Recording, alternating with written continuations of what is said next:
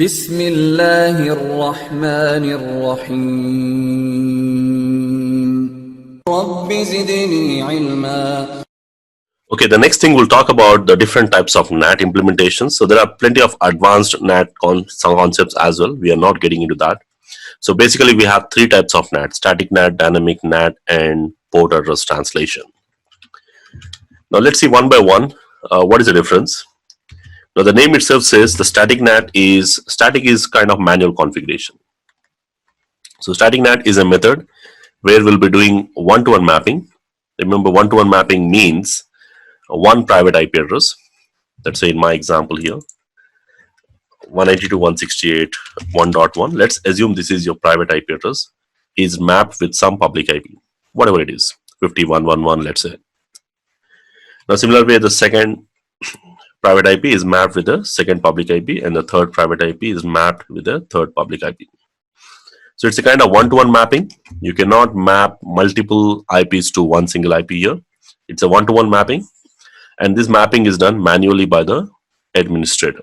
So administrator will decide which private IP will be using which registered public IP in this case.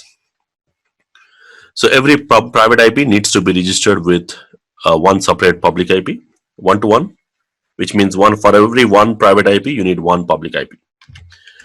But again, the problem with this is it's not going to meet the actual requirement of NAT. Like generally, why we use NAT in most cases to reduce the number of public IPs required. So that cannot be met in this case, because if you have 200 users who needs to get translated to internet, and you decided to go with a static NAT, then basically you need to have 200 public IPs. So it's not going to meet that requirement of reducing the number of public IPs, but it is more commonly used in your network. Okay, so useful when the network inside a private network need to be accessible for internet. So this is most commonly used in a scenario where you have some internal server. Let's say this is my HTTP server, and I want to host this server on the internet, so that the users on the internet, anyone, can simply come and connect to my server and access the resources. Let's say this is your company web server. But again, to make this possible, then basically it must be a public IP, right? Because anything coming from the internet only recognizes the public IP. But let's say internally in my LAN, or where I place the servers in a separate VLAN, that is your private address. Private IPs are used over there. So it's not possible to change the complete subnet, only for the sake of single server. So what we'll be doing is internally we'll be using a private IP. Let's say the private IP address is 10.2. And when the outside users try to access, we'll convert this private IP into some public IP, let's say 200.1.1.1. So when the client try to access, he will type in, of course, he will type in the URL 200.1.1.1, which means he's requesting for this public IP. And this public IP is registered for this customer, so it will reach there. And from there, this router will translate to internal private IP address, and that's how they access. So static NAT is still used for hosting the internal servers. That is the only reason, or the place where we generally see the static NAT configurations. So the second kind of NAT will have something like a dynamic NAT. Now in the case of dynamic NAT, it is done one-to-one mapping, where automatically the mapping is done automatically by the NAT device. So we can say this dynamic NAT is exact equivalent to the static NAT here. Why? Because here also we do one-to-one mapping, which means one private IP address should get mapped with one public IP, one-to-one. But the only difference is the mapping is done not by the manual, not by the administrator, but instead the device will do dynamically. So it's a one-to-one mapping, which is done by the NAT device dynamically here. But again, as I said, every private IP requires one registered public IP, which means if you have 200 users, and all these 200 users need to access internet at the same time, then you need 200 public IPs. So it's a one-to-one, but the only difference is the mapping is done dynamically. So To do this, what we have to do is we have to tell what is your private IP range. So you just tell the range of the private IPs by using some kind of ACLs. We'll see in the configuration, and you have to tell the range of your public IPs. So when you tell the range, automatically the mapping is done. So it will automatically map. Like let's say there is a host with 10.1.1.1. When it goes outside, it will automatically map with any one public IP from this range, from this pool. Second user may use the second one, third user may use the third one, or maybe random, it depends. But the device will decide which private IP will use which public IP. But again, one thing you also need to keep in mind here, the router is going to allocate the addresses. Like here, I'm assuming the router is a device which translates. So it's going to allocate the addresses from the pool until all are allocated.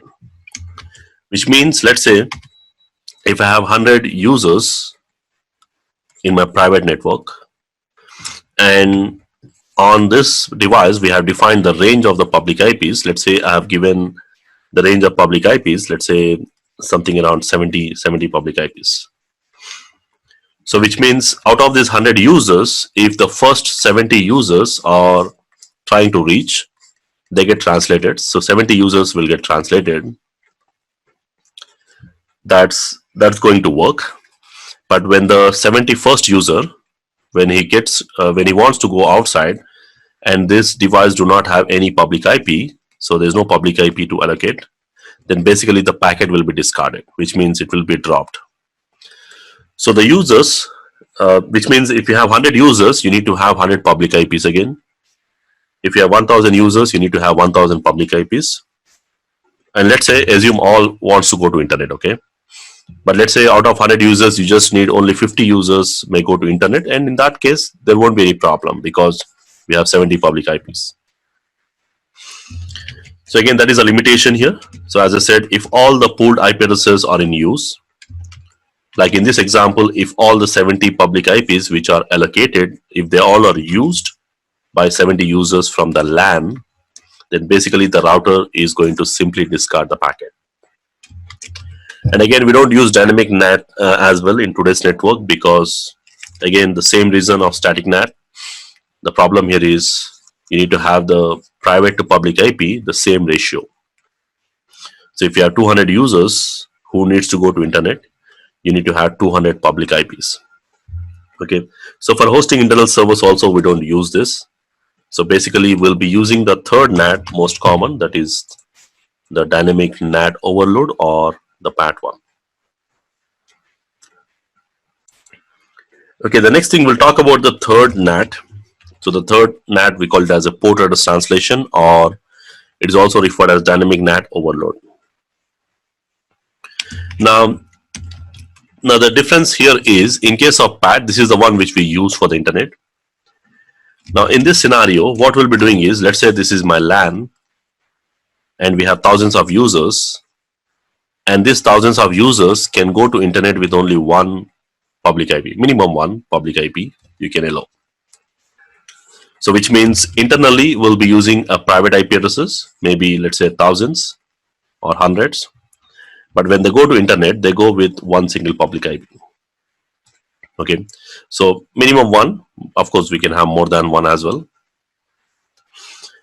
Okay, so which means we don't need to have registered public IPs more here, right? Because let's say now what you need to do is, if you want to allow the users to access internet, we need to get one public IP minimum. So one or the smallest range. Okay. So with the help of PAT is a real reason why we are not running off the valid IPs still today, even in 2020, or, of course, now we'll be using still the private IPv4 addresses because of this PAT here. So PAT is actually extending your IP version 4 in general, the use. But now the question is like, okay, all the users will go to internet when the traffic goes from 10.1.1.1. Let's say he's trying to access some server. He's using 201.1.1.2, that is a public IP. And the second user also using the same public IP, and the third user also using the same public IP. But now the question is, let's say the request is going, but when the server is trying to respond, so when he's responding, he's actually recognizing all the users with the same public IP, right? All the three requests which are initiated from the LAN. But now the question is how it is going to differentiate these connections. So in order to differentiate, it is going to use something called different port numbers. So it's going to use the logical port numbers. Like we have port number range from 0 to 65,535 generally. There's a range of port numbers, and then we have 0 to 1023 up to reserved port numbers. So basically it is going to use some unreserved port numbers, and each and every connection is still differentiated based on different port numbers. And that's the reason we call it as a PAT, port address translation, because in this case the public IP remains the same, but the each and every connection is differentiated by different port numbers. So which means logically you can have around 65,000 port numbers, which means you can allow the 65,000 users can go to internet or allow the internet access with only one single public IP. Okay, this is going to scale well without needing many digital public IPs in our case. In most of the cases, we'll be using only one global IP. Global means your public IP here. Okay, so most likely we'll be using PAT in all the cases in production scenarios. And if you're hosting some servers, then basically you will be using static NAT also. But in terms of configuration, we'll try to see all the three types of NATs and their configuration and verification examples.